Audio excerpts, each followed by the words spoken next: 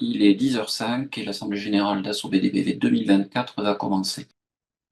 L'ordre du jour est standard, un petit peu comme toutes les années, avec cette petite introduction, le rapport moral et financier qu'il faudra voter, bilan de ce qui a été fait en 2023, qu'on va voir bien entendu dans le rapport moral, prévision pour 2024, qui est déjà commencé, mais ça c'est la problématique d'avoir une AG qui est en milieu d'année, et évidemment les questions diverses.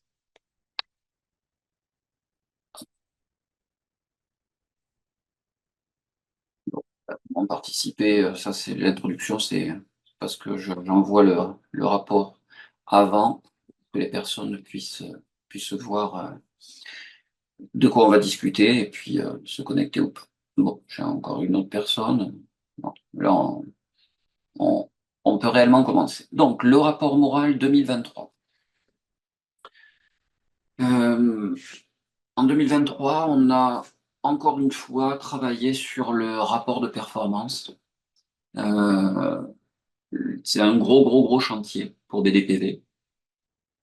Ce rapport permet donc d'avoir une explication sur la production, sur les dégradations, sur les différentes pannes. Ça demande un gros travail. On prévoit en septembre-octobre de faire d'ailleurs un ou un webinaire, enfin une conférence avec échange avec vous sur le rapport de performance pour vous le présenter, pour répondre à toutes vos questions.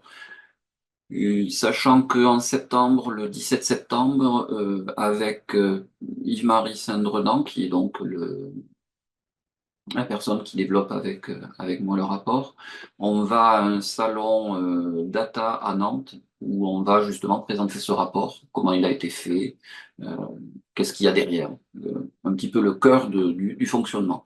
Et donc, courant septembre-octobre, on fera pour les utilisateurs BDPV une grande réunion pour justement présenter tout ça et puis répondre à vos questions. Voilà, donc pour le rapport de performance, on a finalisé en 2023 le changement de serveur pour ceux qui étaient là à la dernière AG. On dépensait énormément d'argent pour payer les serveurs pour le rapport de performance parce qu'il y a d'énormes quantités de données satellites principalement qui sont stockées pour faire les analyses. Depuis, on est passé à AWS, Amazon Web Service, qui nous a permis de diviser presque par 10 la facture. Par contre, ça avait des impacts sur plein de choses qui étaient développées, donc on a continué à le faire. On a donc pour ce rapport de performance intégré des nouveaux onduleurs compatibles. Pour rappel, le rapport de performance est basé sur les données de production journalières.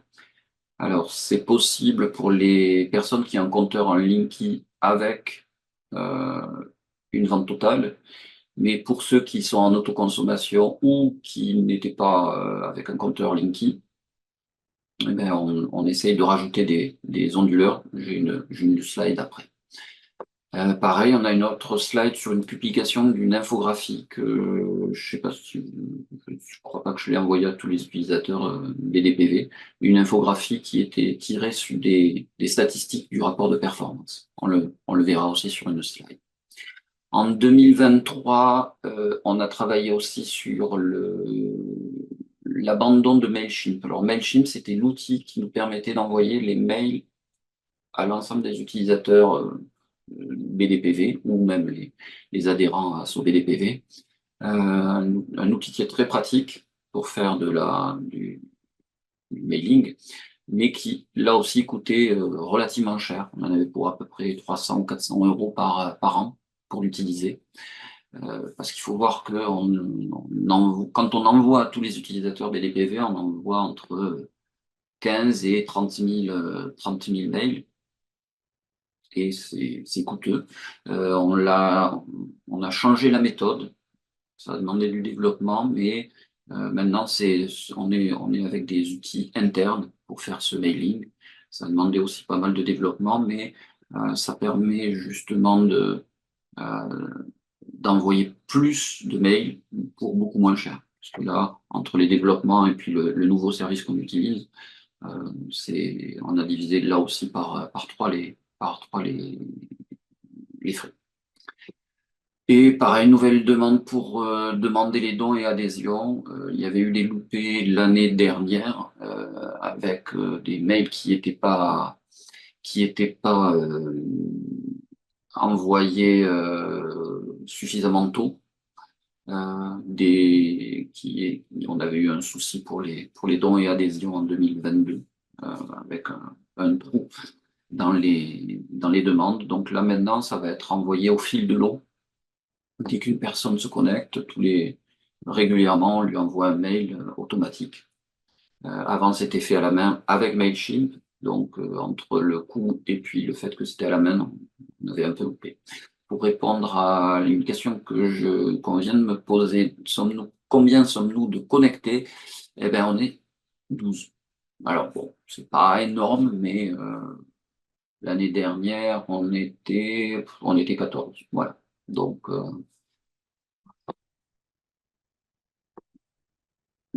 alors après, ce qu'il faut voir, c'est il y a des personnes qui ne viennent pas à l'AG parce qu'ils savent que l'AG va être mis en ligne. Et si on regarde les stats de visualisation de l'AG sur YouTube, on voit qu'il y a pas mal de personnes qui viennent la voir. Donc, bon, tout le monde n'est pas disponible le samedi matin. Pour en venir donc au rapport de performance et au matériel compatible, donc les onduleurs sur lesquels on peut récupérer la production journalière. Donc, comme je vous le disais, il y avait le compteur Linky, mais uniquement pour la vente totale. Parce que quand un compteur Linky est en autoconso, il ne voit que l'injection et pas la production. On avait déjà en phase des SolarEdge, il a rajouté Huawei, AP System, et sur la cloud, on l'avait déjà. Donc, ça commence à faire de plus en plus d'installations qui sont éligibles à ce rapport de performance. Cette année, on va essayer de rajouter SMA, mais bon, ça c'est dans le futur. Autre travail que l'on a fait grâce au rapport de performance, c'est une infographie. Donc là, vous voyez les bouts, parce que l'infographie est en longueur, donc j'ai découpé la page.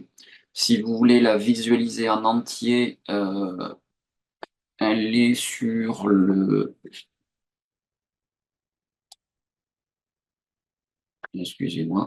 Elle est sur le site web et j'ai un moment d'hésitation parce qu'en fait, je viens de me dire que je pourrais l'envoyer à tout le monde par le chat plutôt que vous saisissiez l'URL. Donc voilà, là vous l'avez dans le chat. Donc cette infographie, elle a été réalisée sur 4000 installations. Pour voir un petit peu, pour avoir un petit peu des retours sur la fiabilité des installations, sur voir les pannes, les dégradations, etc. Donc je vous engage à regarder cette infographie. Donc elle est en plusieurs morceaux. Donc le premier qui est affiché à gauche, ça montre qu'il n'y a pas tant que de dégradation que ça. On a toujours tablé sur une dégradation importante des panneaux. Au final, c'est 1% par an. Donc, ce qui veut dire que on a vraiment peu de dégradation sur les panneaux, en règle générale, sur 90% des installations. Ce qui veut dire qu'au bout de 30 ans, on est encore à 75% de performance, ce qui n'est pas négligeable, même si, certes, il y a de la perte, on s'attendait à beaucoup plus. Et surtout par rapport à tout ce qu'on entend, ce qu'on dit, c'est oui, ça c'est les fabricants qui disent ça, mais dans la vraie vie, on sera sur autre chose, etc. Mais en fait, non, c'est faux.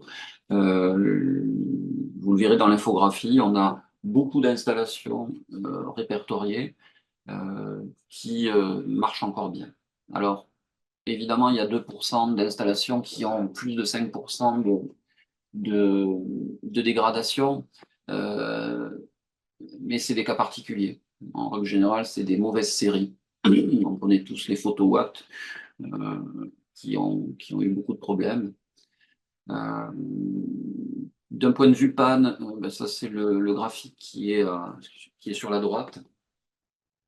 Bah, alors, il faut qu'on creuse un peu plus, parce que des fois, panne, ça peut être uniquement un disjoncteur qui a sauté après un orage.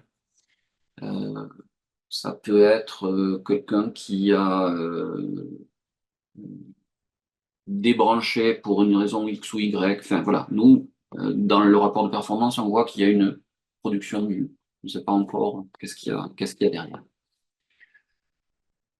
Sur cette partie de l'infographie, c'est une partie, on va dire, comment dire, analyse des données. Ben voilà, c'est les chiffres sur l'étude. Donc, on a, on a 4000 installations étudiées. On voit la répartition avec, on a 23% des installations qui ont plus de 50 données. Euh, des installations, si vous regardez le petit camembert en bas à gauche, qui sont entre 5 et 10 ans, moins de 5 ans. C'est une répartition, vous voyez, on est dans les 20 à 30% à chaque fois. Une couverture de toute la France. Si vous regardez la carte de France en bas à droite, tous les petits points, c'est les installations qui ont été étudiées, donc les 4000. Et bon, si on revient en haut du graphique, on voit qu'il y a 84 millions de données de production horaire, donc à stocker, c'est ce que je vous disais par la partie, comment ça s'appelle, euh, serveur, c'est quelque chose qui demande beaucoup de ressources. Et quand on a fait l'étude, on était à 80% des rapports de performance qui venaient de Linky, 12 d'Enphase et 2 de SolarEdge. Ça a monté parce que justement, on a rajouté AP System, on a relancé un petit peu les personnes qui avaient du Enphase, 12 sur la Edge pour qu'ils connectent BDPV à leur onduleur ou leur installation à BDPV. Je vois qu'il y a des questions. Alors, attendez, je vais au fur et à mesure les enlever, les questions auxquelles j'ai répondu. Pourrions-nous, dans le futur, combiner Linky et onduleur pour donner le taux d'autoconsommation? J'aimerais dire oui. J'aimerais dire oui, mais la problématique, c'est que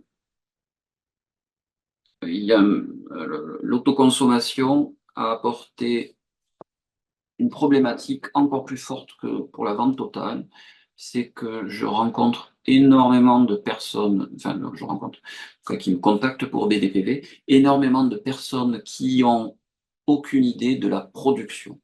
C'est-à-dire qu'en fait, ils ont installé des panneaux sur leur toit, ils sont en autoconsommation.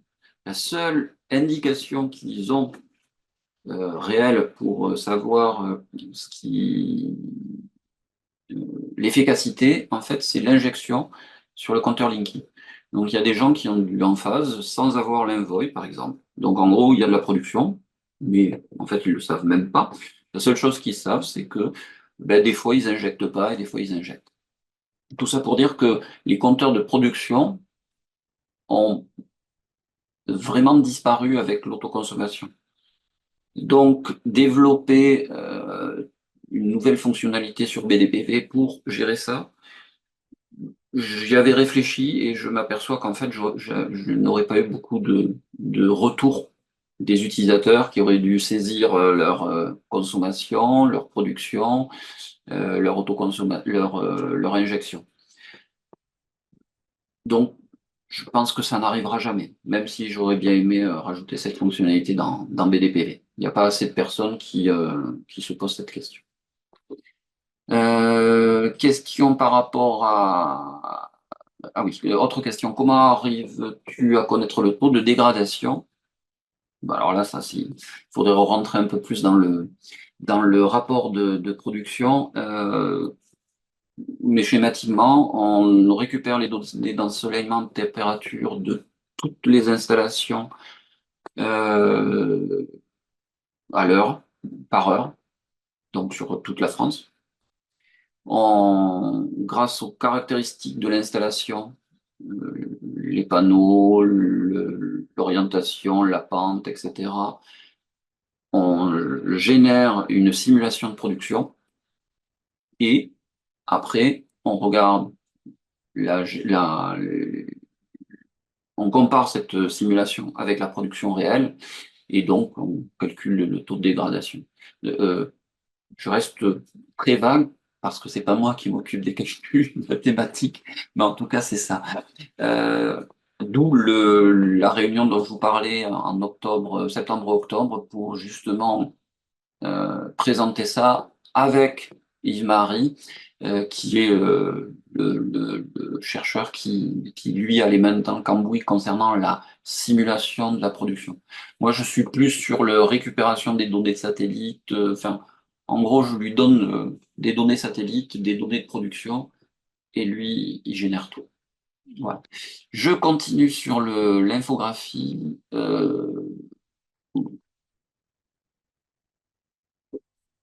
Oui, oui, l'infographie. Alors des fois, si je regarde ici, c'est parce que je présente les diapos là, mais elles sont un peu plus grosses ici, sur cet écran. Donc là, on a 60. C'est la répartition des installations par nombre de panneaux, de zones de panneaux. Donc, historiquement, BDPV, c'était la vente totale avec des installations qui étaient plein sud en une seule zone. Donc, c'est pour ça qu'on a un taux aussi important d'installation avec une seule zone.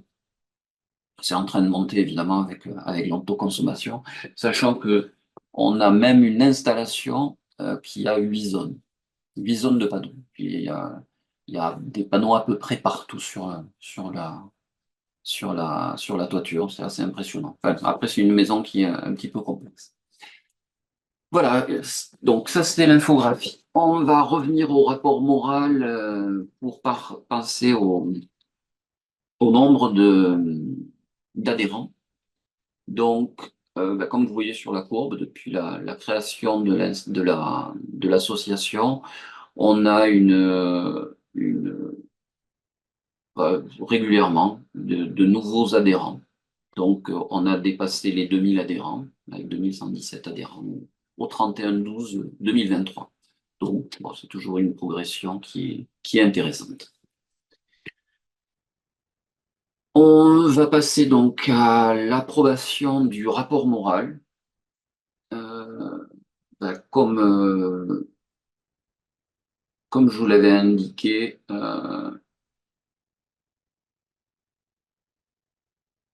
excusez-moi, j'ai d'autres questions qui arrivent. Donc, je vous ai expliqué un petit peu tout ça. Là, dans ce rapport moral, je rajoute qu'on continue à travailler sur les actions visant à réduire les dépenses. C'était sous ce dont je vous parlais tout à l'heure sur le Mailchimp qu'on a arrêté, sur les serveurs que l'on fait moins tourner, etc. Nouvelle page pour décrire son installation. Ça, pour les anciens, qui ont déjà leur installation décrite dans BDPV. Vous l'avez sans doute pas vu, mais il y a très peu de temps, la page pour décrire l'installation était datée des années 2008. Donc, une interface qui n'était pas jolie, qui n'était pas intuitive, qui permettait pas de nous rentrer toutes les informations, qui donc posait souci régulièrement. Donc là, elle a été changée pour quelque chose qui est plus en rapport avec les interfaces d'aujourd'hui. Euh, Quand on a fait l'infographie, on a publié ces infographies sur Facebook, Twitter et LinkedIn pour essayer d'améliorer la visibilité de l'association et du travail qu'elle fait. Donc, on a payé de la publicité sur Facebook, Twitter et LinkedIn. le retour est pas top sur Facebook. Ça a servi, enfin, ça a servi un petit peu. On a eu quelques personnes qui se sont abonnées à nos pages, mais pas énormément. Par contre, il faudra que je fasse des stats un peu plus précises, mais sur Twitter, on a eu plus d'abonnés, sur LinkedIn, on a eu pas mal, voilà, on a eu plus de réactions et de monde qui se sont connectés, qui s'intéressent à ce que l'on fait. On a prévu de faire d'autres publications en septembre, puisque j'ai oublié de dire, et je me parlerai aussi pour l'année 2024, le rapport de performance est maintenant généré pour toutes les installations qui sont compatibles.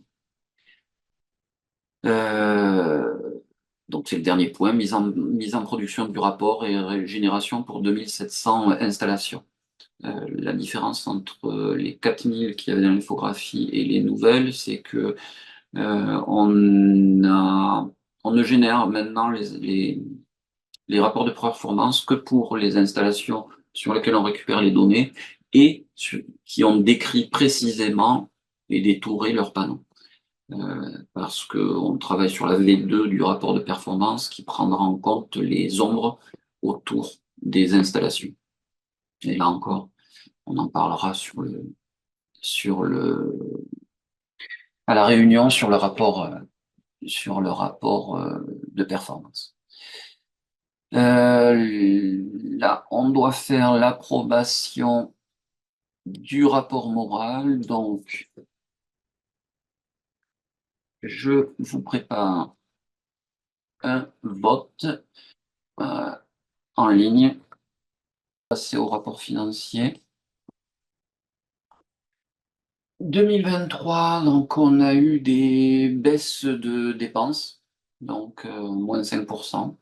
On a dépensé un peu plus de 7000, enfin pratiquement 8000 euros.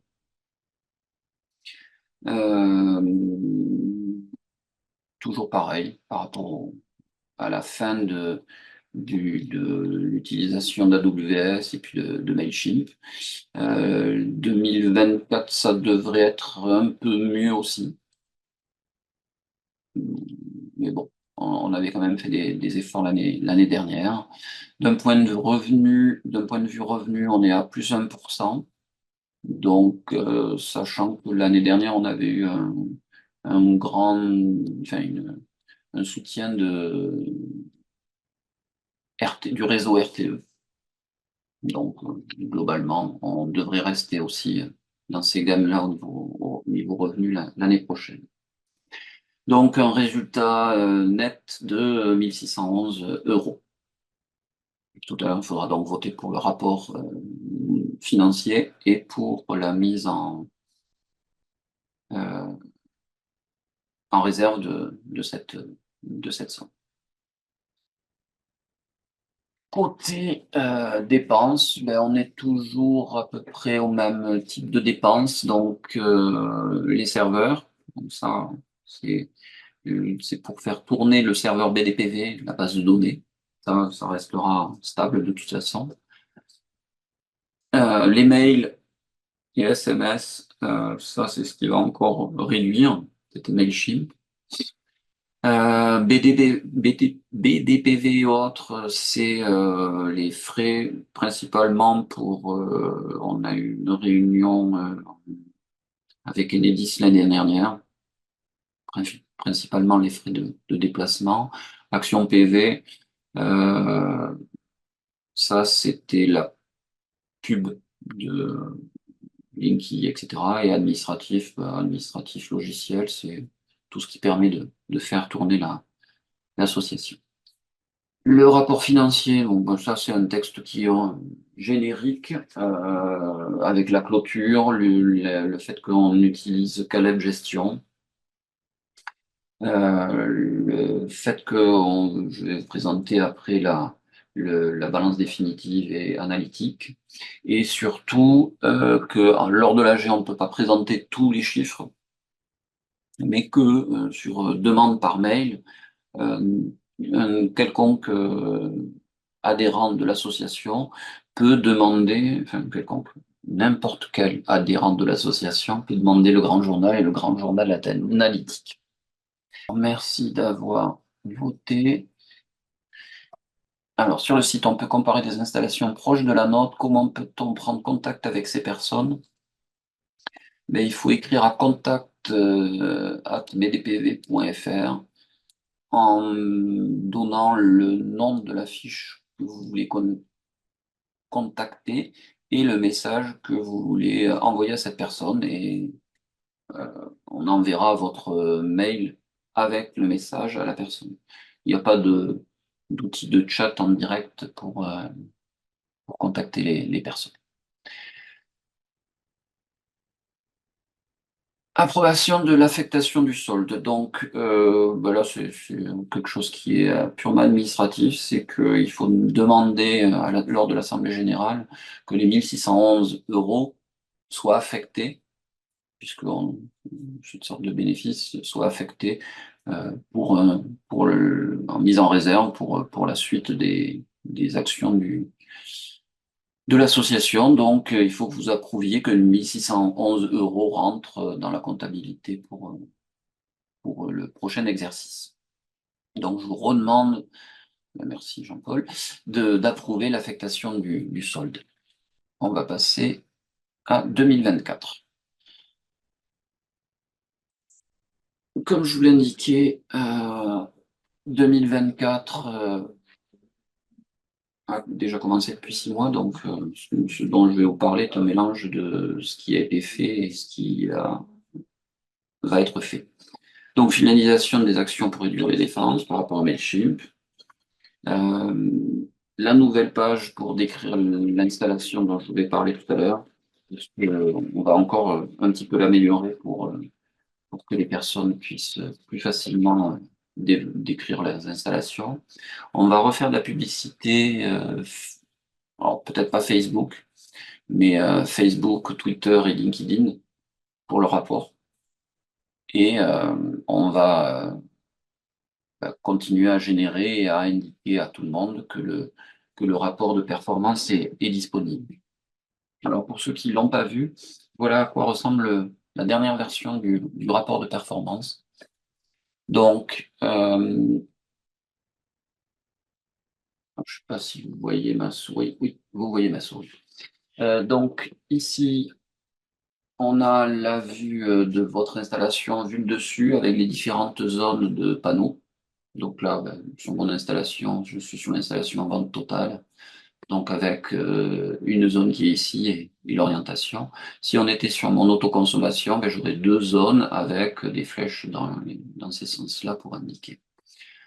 Donc ça c'est une description avec une carte de France pour la localiser. Ici on a l'ombre qui est générée, mais qui est générée plus par rapport à des données topographiques de montagne, etc. Si vous avez un arbre à côté de chez vous, l'ombre de cet arbre ne sera pas visible. On est en train de travailler justement sur la suite du rapport grâce à des données, alors soit Google, soit IGN, qui nous donnent la hauteur avec la hauteur de tous les éléments. C'est-à-dire qu'en fait, par exemple, si je repars sur ici, là ici j'ai un arbre, on a la hauteur de cet arbre. Donc, ça nous permet de générer comme on a toutes les hauteurs de chaque point d'une zone, ça nous permettra de générer les ombres, etc. On ne l'a pas encore mis en place déjà parce que c'est assez compliqué à développer. Et aussi parce que Google n'a pas ces relevés topographiques pour l'ensemble de la France. Il est limité à quelques zones avec une précision plus ou moins bonne. Et l'hygiène est mieux au niveau de cette topographie. Par contre, pratiquement rien n'a été développé pour qu'on puisse facilement euh, récupérer ces informations. En fait, il faut faire des requêtes à la main pour définir les zones que l'on veut, télécharger un fichier FTP. Enfin, en gros, d'un côté, vous pouvez programmer toute la récupération avec Google et de l'autre avec l'hygiène. Bon, tout ça pour dire que pour l'instant, donc, ce diagramme d'ombre est limité aux montagnes et que bientôt, on espère avant l'année prochaine, On aura aussi les arbres, les bâtiments qui sont autour. Ici, c'est un graphique qui vous permet de situer votre installation par rapport aux installations qui sont soit de la même année que vous, donc ici, c'est les barres roses, soit avec toutes les installations de BDPV. Et ben, donc en gros, on peut voir que mon installation a tel rendement, 70%. Je suis dans la moyenne de toutes les installations. Ici, on a un graphique qui permet donc de voir les productions qui sont en vert avec les simulations. Donc, globalement, mon installation est conforme à la simulation. Et pour les 30 derniers jours, un zoom un peu plus précis pour voir ce qui se passe en ce moment. Et le dernier graphique en bas à gauche, c'est celui-là dont on vous parle quand on parle de la dégradation. On fait une estimation de la, de la courbe, donc en fait, avec une intervalle de confiance, et on voit la tendance. Donc, moi, je suis à une perte de 0,25 par an, et j'ai pas eu de perte, pas eu de panne détectée. Comme je vous disais, comment ça s'appelle, ce rapport de performance, on vous l'expliquera un peu plus précisément, ou totalement même, le jour où on fera cette réunion en septembre ou en octobre. Voilà. Pour répondre à Jean-Paul, un arbre ça pousse, oui, un arbre ça pousse, et globalement, suivant quand est-ce que l'avion sera passé, puisqu'en règle générale c'est par avion ou bientôt par satellite, notre rapport sera plus ou moins bon, mais on peut pas tout gérer non plus. Et l'autre question de Jean-Paul, chaque zone peut-elle avoir une année d'installation différente? Oui. Oui, oui, on a prévu ça. C'est en fait, vous définissez la zone, vous donnez son orientation et vous donnez sa pente, qui peut être différente. Donc, si vous avez 4 zones, vous pouvez avoir 4 pentes différentes, euh, 4 orientations évidemment, et 4 dates d'installation et 4 puissances crêtes aussi. En fait, à la fin de la page permettant de décrire un peu plus précisément, on pose toutes ces questions-là. Et évidemment, nous, on les intègre dans le rapport. C'est-à-dire qu'en fait, si vous avez rajouté 3 kW crête, le graphique de production, il sera bien adapté. Il n'y aura pas une différence. Budget prévisionnel, alors c'est toujours un exercice un petit peu compliqué par rapport à une année sur l'autre. Donc, bon, on a mis un budget prévisionnel qui est calé un petit peu sur l'année précédente. Là, j'ai augmenté un peu plus les dons et les cotisations parce que j'ai vu que début 2024, le changement d'appel aux dons avait eu un petit impact. Et au niveau des dépenses, on n'a pas prévu de dépenses énormes différentes par rapport à l'année dernière. Donc, on, on reste sur les mêmes estimations du budget prévisionnel. J'ai fini pour ma partie, donc à vous la parole et vous pouvez utiliser questions et réponses pour poser vos questions. Je vois déjà qu'il y en a une de Christian. Les onduleurs Fronus pourront-ils être intégrés dans les rapports de performance? Alors, je vais répondre de façon plus générique. Pour que un onduleur soit pris en compte, il faut que BDPV puisse récupérer euh, les comment ça s'appelle la donnée de production. BDPV récupère la donnée de production soit grâce à des API, c'est-à-dire qu'en fait, par exemple, par rapport à Enphase fournit une API. Une API, c'est quoi? c'est un moyen simple de récupérer les données. Euh, vous lui donnez un identifiant, quelques paramètres pour dire le jour ou des choses comme ça. Vous appelez une URL et en retour, vous avez bien formaté, hein, d'un point de vue informatique, vous avez toutes les données que vous lui avez demandées. Ça, c'est le plus simple. Donc, SolarEdge et en phase le font. Après, il y a la possibilité de retrouver des informations plus ou moins facilement. C'est-à-dire qu'en fait, pour AP System, par exemple, euh, les données de production sont mises à disposition sur Internet.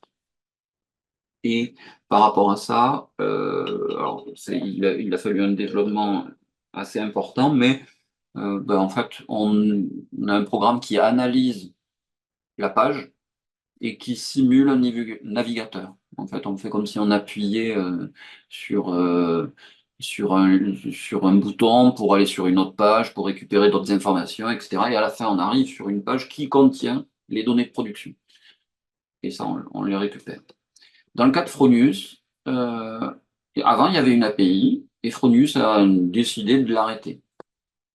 Et les pages qu'ils ont générées, alors je ne sais plus exactement si je confonds Fronius ou avec un autre annuleur, mais étaient très difficiles à décortiquer par un programme. Donc, à l'heure actuelle, les Fronius, non. Par contre, si Fronius permet à un propriétaire d'onduleur de partager sur Internet sa production, de la partager, c'est-à-dire que quiconque sans mot de passe, sans login, peut voir la production. On peut regarder si nous, avec un code, on peut aller récupérer l'information.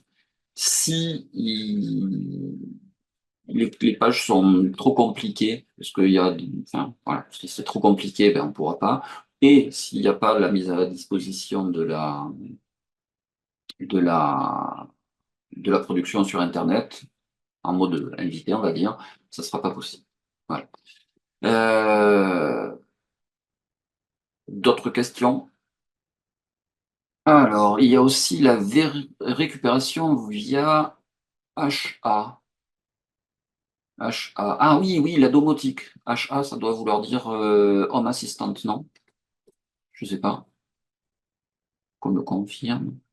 Oui, oui, c'est vrai que j'ai oublié, mais ça c'est un petit peu particulier parce que tout le monde n'a pas de, oui, voilà, c'est ça, n'a pas de domotique. Si vous avez une solution de domotique qui peut récupérer donc la production et appeler une URL, alors BDPV a une API pour justement envoyer la production sur récupérer la production. Donc en fait, c'est la domotique qui, tous les matins, envoie la production, envoie un index pour que BDPV puisse stocker la production.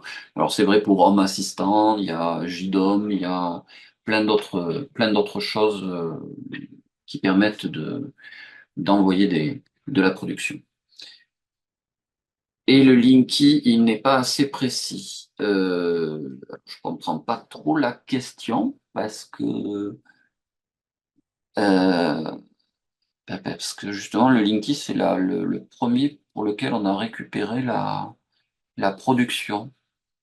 Et même, j'irais jusqu'à dire que donc, pour les installations en vente totale, on récupère la production journalière et on récupère la production horaire. Donc la production horaire, pour l'instant, on ne l'utilise pas sur BDPV, on la stocke.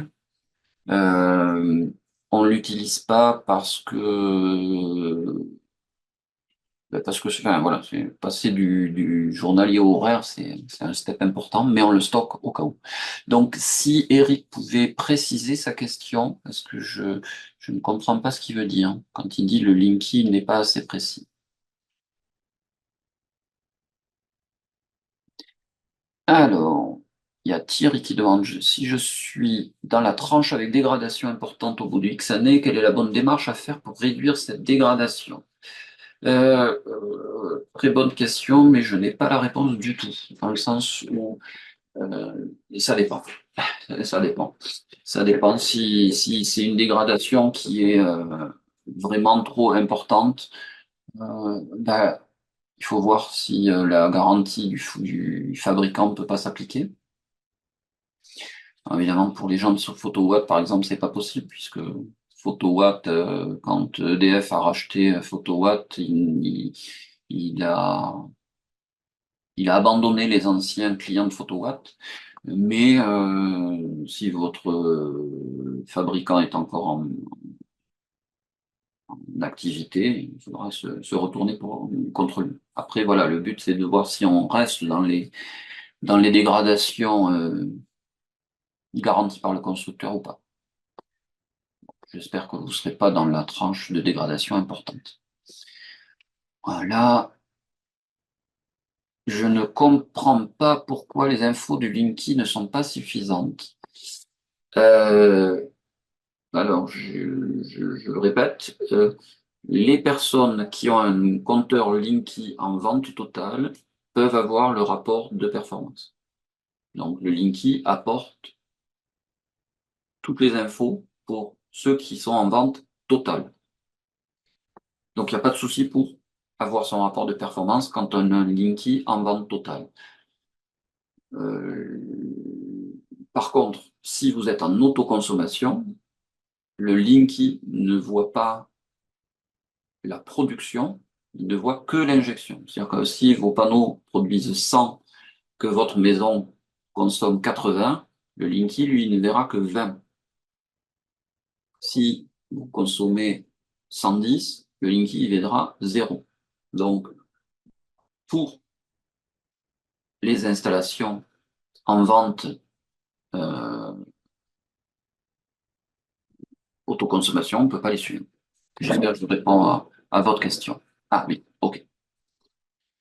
Voilà, est-ce qu'il y a encore d'autres questions?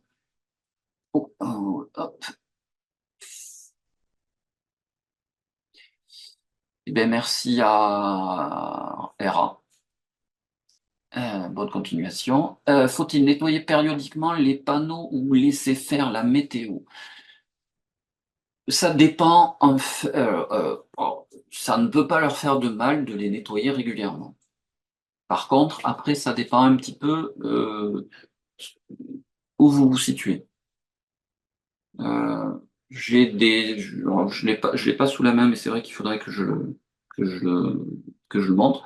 J'ai des personnes j'ai des rapports de performance pour une personne, justement, on l'a contacté parce que, en gros, dans sa courbe de dégradation, on voit qu'il y a une évolution. C'est-à-dire qu'en fait, comme s'il avait rajouté des panneaux. Et il nous a dit non, mon installation avait 8 ans et j'ai nettoyé les panneaux. Et en fait, il est en ville, dans une zone où les panneaux se salissent vraiment énormément.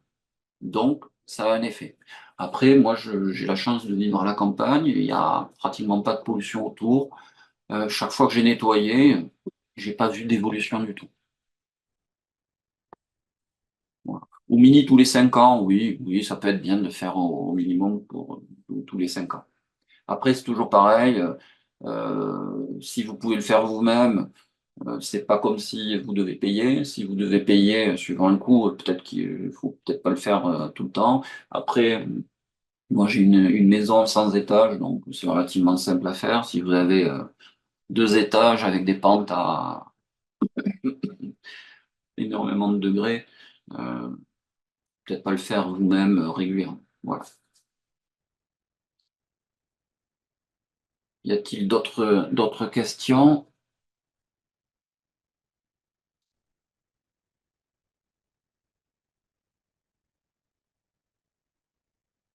La baisse de rendement n'est pas significative depuis 14 ans. Ben, j'espère que vous parlez de votre rapport de performance personnel et ben, tant mieux, tant mieux, tant mieux. Comme je vous dis, 90%, enfin, notre première étude donnait 90% des installations qui avaient une baisse de rendement qui était pas énorme. Euh, donc tant mieux. Après, Il ne faut pas faire partie des 2% qui ont énormément de pertes ou des 8% qui ont une perte importante, mais on a 9 chances sur 10 de ne pas en faire partie. Ok, bon, ben, s'il n'y a pas d'autres questions, on va terminer l'AG, ben, 11h03, c'est parfait. Cette vidéo, je vais la mettre en ligne si vous voulez la revoir une autre fois. N'hésitez pas à nous envoyer des questions si vous en avez plus. Et je vais préparer, alors voilà, on va préparer une réunion spécifique sur le rapport de performance pour septembre-octobre. Et vous recevrez un mail pour, euh, pour cette date. Et je vous remercie. Alors, je vais arrêter le partage. Hop. Je vous remercie tous pour avoir assisté à cette AG. Je vous souhaite une bonne fin de journée et un bon week-end. Au revoir.